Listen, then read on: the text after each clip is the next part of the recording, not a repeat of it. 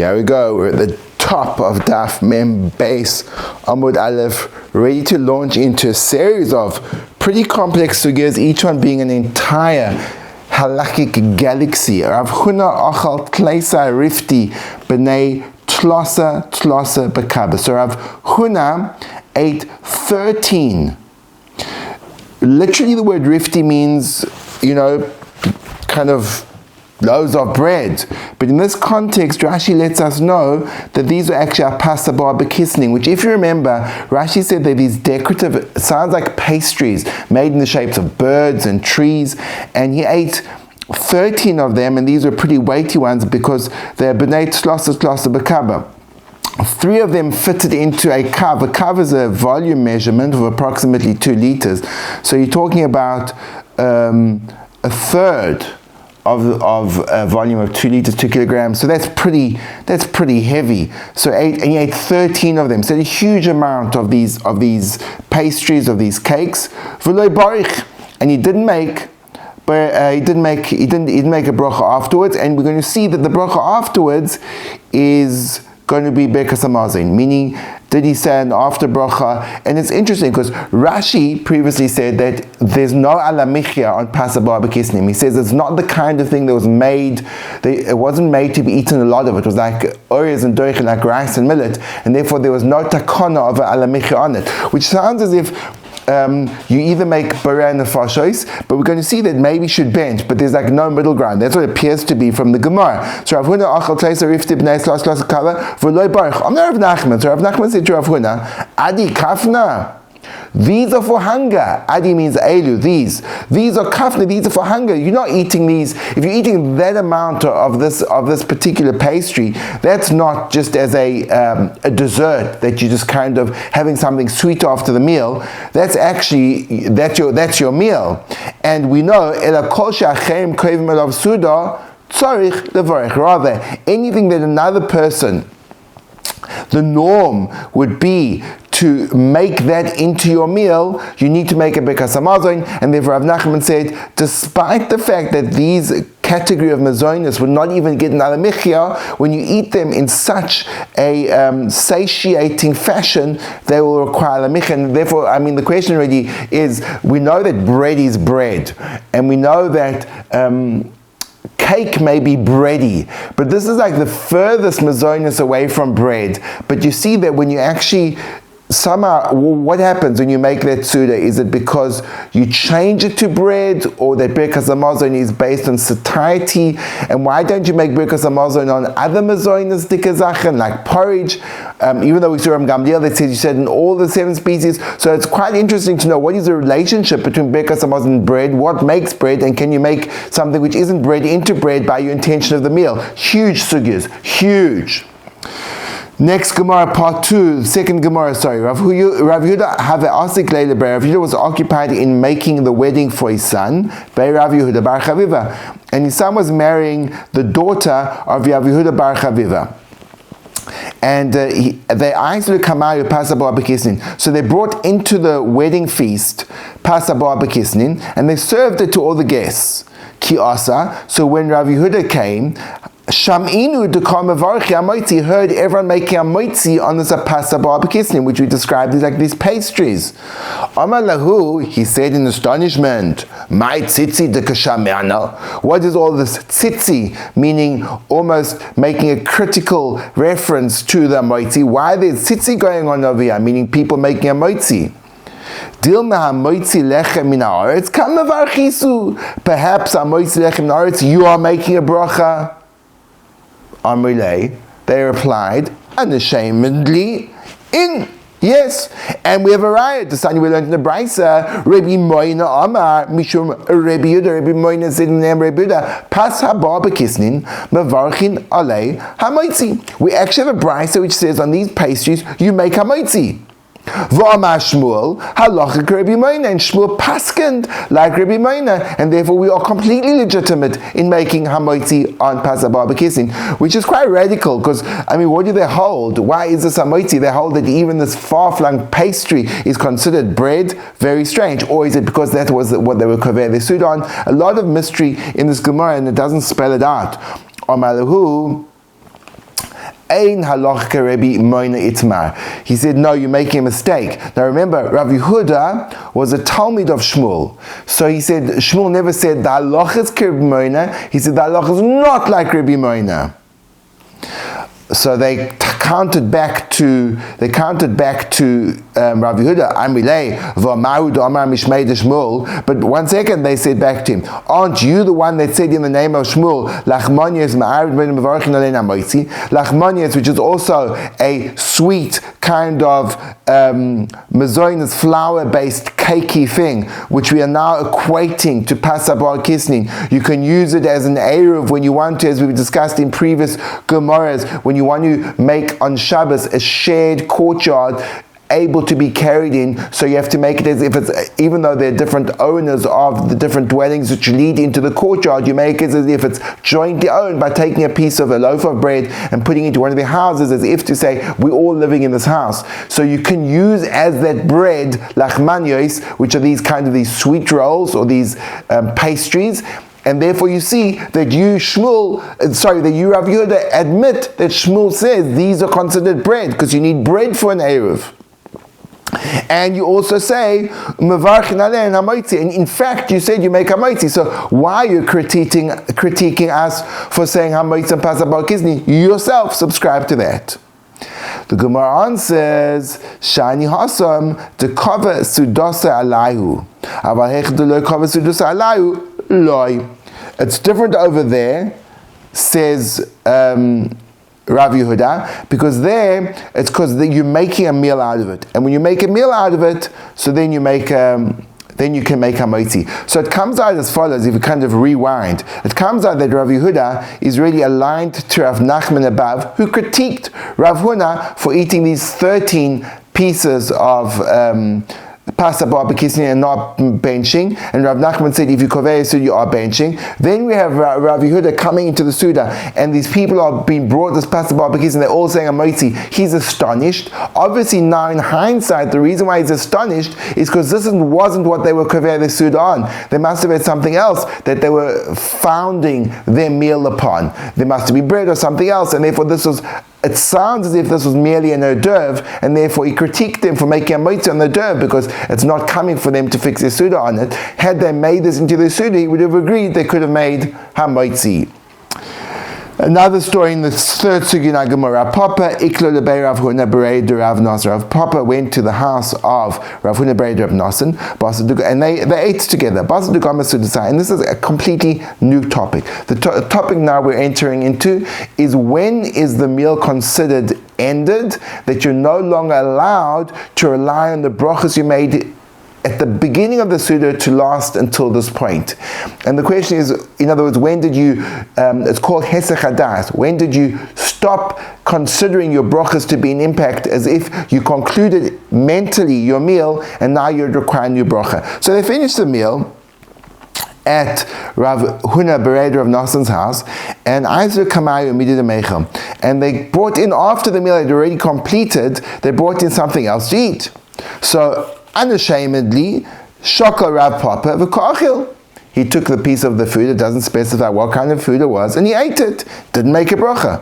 Amrilei, the assembled crowd were a little bit astonished, and they said, Lo sovel omar gomar asur milechol. Doesn't the master hold that once you've finished the meal, you can no longer eat anything more? Amar lahu silek itmar. He said, no. I understand that the meal is concluded when the bread that's on the table is removed. As long as the bread's still on the table, then you can eat whatever comes on. You haven't yet left mentally the meal.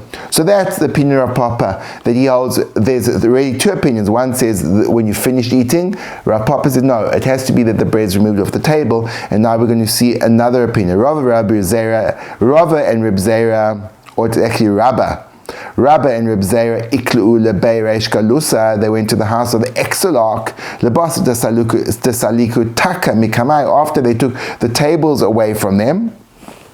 And remember that people ate on these small miniature tables, reclining on divans or chaiselonge.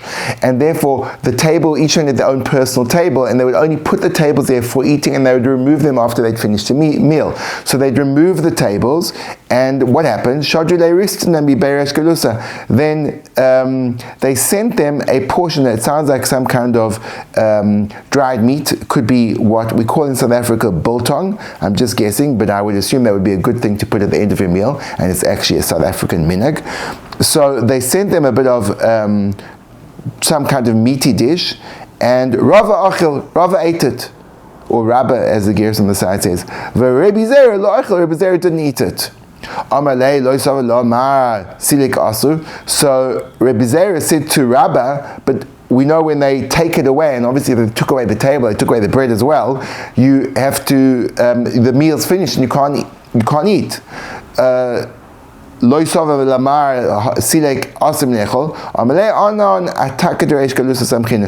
on the table of Reish Galusa, replied Rabba, rely. Meaning, there's a whole new halacha now. Until now, we're talking about when you're fully in control of what's being served. Even though the previous case of Rav Papa, he was actually a guest at someone else's meal, so that's a little bit problematic, unless he argues on this Gemara. Rabba's contention over here is that when you're in someone else's house, you have no idea what they're going to be bringing you afterwards. And even if they take away the table, there may still be more food coming. When you're in your own house, you kind of get the schedule right.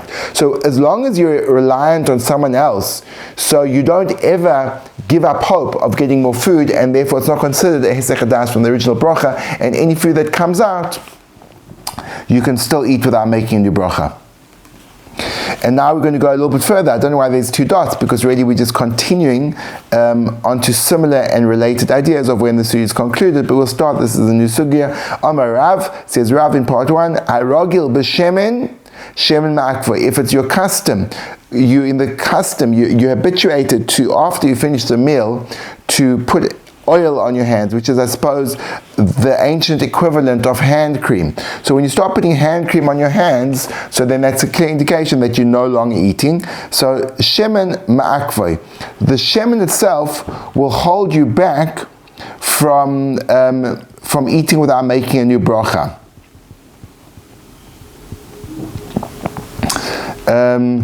Or on the other hand, if you haven't put on the shemen, and they've taken away the table, but as long as you haven't put on the oil, you still are allowed to eat without bracha. So it works both ways. When you put on the oil, you can no longer eat without bracha, but until you put on the oil, even though they've gone through every other approach of terminating the Suda, you can still eat food. Part 2 of the Gemara, Amar Rav Ashi, there are those that say this is Rav Asi, Ki Avina Bei Rav Kahana. When we were by Rav Kahana, I suppose it makes more sense because Rav Asi was a Talmid of Rabbi Yochanan, Rav Yochanan was a Talmid of Rav Kahana, so they were probably very closely associated.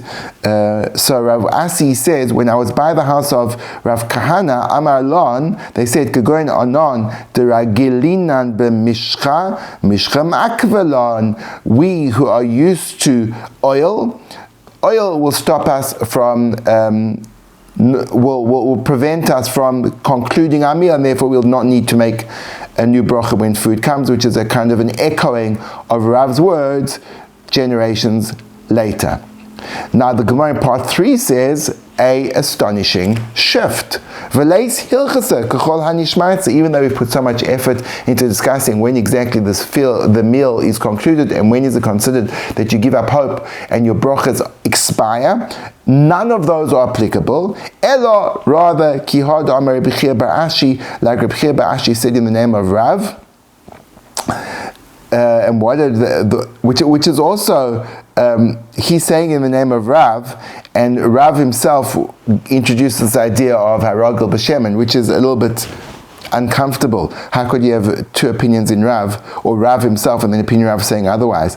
Either way, Shalosh Tekifa say there are three things which have to be immediate. Take of the smicha shchita. When you bring up a korban, one of the processes of bringing up a sacrificial offering would be that you put your hands on top of the animal and you really lean heavily down on it. That's called smicha, leaning, and that's a kind of putting on your problems onto the animal, and the animal's going to get shechted. So you need to do that immediately before shchita. So toikev smicha, and then boom, then you should get shchita. Tekef legeula, immediately after you said the bracha Gal Yisrael, tefillah, you have to say Hashem Sosai Tiftach, I'm going to tefillah. and tekef l'tilas yadayim, immediately after you finish doing the tilas yadayim, you have to make the bracha. This does not refer to Mayim Rishonim after you say tilas yadayim and you make a bracha before you eat the bread that you have to go immediately to a motzi, even though we'll see there could be those that learn it, which would explain why we don't talk between the two brachas. But in this context, it's referring to Mayim Achronim. Once you've done Mayim Achronim, you have to launch immediately into Birkas Hamazon, and therefore that is the ultimate signification. Is there such a word? That's the ultimate indication of the conclusion of the meal, and after that you can't eat without saying a bracha. But until that time, until you've washed Mayim Achronim, you can eat without making a bracha. Part 4. Amar Abaye, Af anu ne'emar tekef l'talmidei chachamim. Whilst on the topic of tekef, immediate things, Abaye adds that immediate to a Talmid Chacham gracing a person's home, bracha, the person will be blessed, bringing 2 proofs. Lavan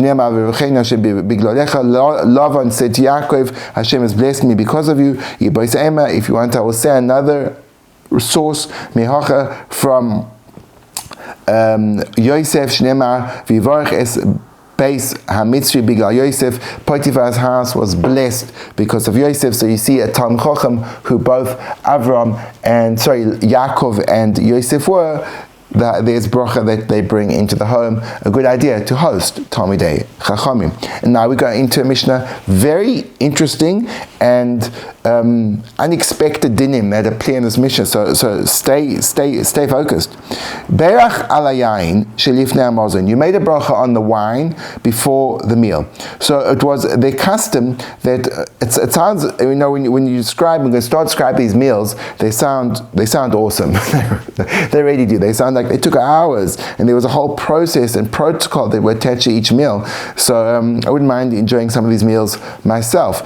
So before they started the actual eating, they would bring everyone a glass of wine, and they would also bring them hors d'oeuvres, which Rashi says, and it's going to be a little bit problematic, he says they bring them piece of meat or piece of fish. I imagine, buffalo wings and chicken livers, and, those of you who wanted fish, I'm imagining it would be herring. So they bought these delicacies before the meal, and with them they bought wine. So you make a bracha on the paragraph in the wine,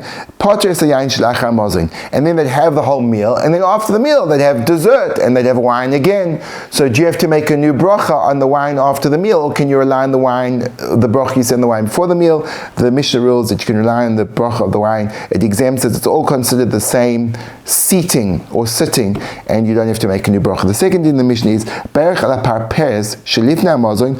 so these are hors that they brought before the meal, and you made a bracha on them, that exempts a bracha at the end of the meal. Now, this is where I got a little bit stuck in Rashi, because Rashi says the parparis before the meal are pargios v'dagim, which means it's young chickens and fish, and he says after the meal it's lachmanios, which is mazonos. So how come if you said a bracha on the meat, can you exempt the mazonos? Very difficult point in Rashi. The simple understanding would be that they brought mazonos before and after, and the delicacies before were also bracha mazonos, and that bracha mazonos will help you after the meal. Second in the Mishnah, berach ala pas. You made a bracha on bread, pater as a parperes. Then you no longer have to make a bracha on these hors d'oeuvres ala parperes. If you made the bracha that prepares, loy pater es pas, you don't exempt the bread. What would be the context of where that would happen? What bracha will you make on the parperes? Are we suggesting that you'd be making hamoitzi on the parperes because it's mazonis and you kaveh suda on it? Very difficult to understand this line of the Mishnah, and we'll have to wait and see if it's explored in the Gemara. Just like the parperes, you make a bracha on the parperes, which sounds as if it's mazonis, it's not going to exempt a cooked porridge of wheat. So it's not even going to help for other wheaty things, and we have to understand, well, why not? A new din in the Mishnah, which is part 4, they were sitting down. Then each one makes their own Birkas Hamazon. It's not considered as if they've eaten a meal together, because if you're simply sitting down, it doesn't show that you're really here to understand that you're part of this experience. Again, in order for you to be part of this awesome meal, you'd have to be heisevu. You'd have to be reclining on one of these couches, and that shows that you are here to stay. But simply sitting, which is a very Western way of being, ain't going to do it. And I imagine the sitting over here obviously was on the ground. Chairs were invented as a sign of authority, not as a way to sit. So if you're just sitting, it means that you're sitting, but you're going to be getting up soon, and therefore you're not going to part of the meal. You should bench by yourself. But if you, so then one person makes a bracha for everyone, because it's considered everyone's in the same meal, and we have to figure out what is this idea of a single person saying a bracha for everyone else. What is the advantage of that? The fifth thing is Baal Lahem, yain b'soich hamazon. What about the wine that comes in the middle of the meal? So then each person makes his own berei pe'agafen. Achar hamazon echad mevarich lekulam. But if it's the wine that's coming after the meal, and we'll have to figure out what that is that the wine that you make on? Is that the kos that you bench with, or is this a completely different kind of wine that comes after the meal, that everyone's drinking wine together, whereas in the middle of the meal they're drinking it separately? We have to figure out what this wine that comes after the meal is all about. But nevertheless, you only have a single person making a bracha, and that same person, he'll make the bracha of b're'atzei b'samim on. There's an incense that they bring, obviously some kind of fragrant bark that they would light up literally like incense, and you'd smell it and make a bracha b're'atzei b'samim. So the person made the bracha on the wine, he gets the honor to continue and make the bracha on the mugmar, that's this incense. And that's true even though they bring the mugmar after the meal, and the bracha he made on the wine was still in the process of the meal. It's considered related that the one that ends off the last stuff continues doing this. It's like two parts of the same process. Very, very unfamiliar territory for us who live in a very different society, where there's such a thing, which would probably turn the tummies and create shock horror as fast food. Anyway, that's Mem Beis Amud Aleph. Excited to continue exploring this Mishnah on Mem Beis Amud Beis.